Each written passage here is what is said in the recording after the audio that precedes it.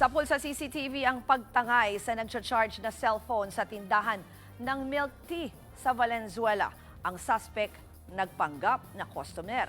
Yan po ang Express Report ni Gary De Leon.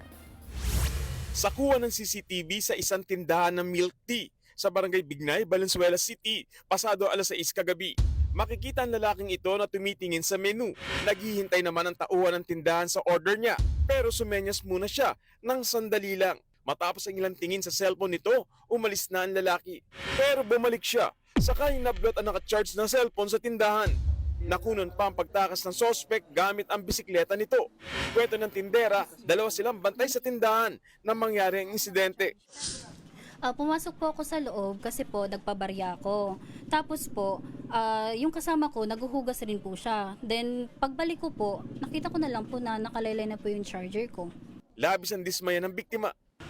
Sobrang importante po kasi ng laman ng cellphone ko po. Sana po mabalik yun na po yung phone ko. Kasi po sobrang importante yun po. Yung ng access po, nandun talaga sa cellphone ko. And ginagamit ko rin po yun sa everyday life kasi nagtatrabaho po ako as a working student.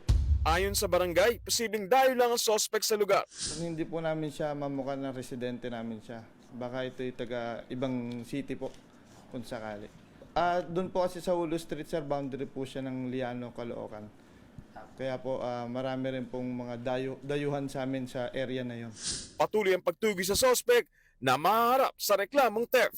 Nagbabalita mula sa frontline, Gary De Leon, News 5. Mga kapatid, Ruth Cabalco, para sa mabilis na pasada ng mga balitang dapat niyong malaman, mag-follow at mag-subscribe sa social media pages ng News 5.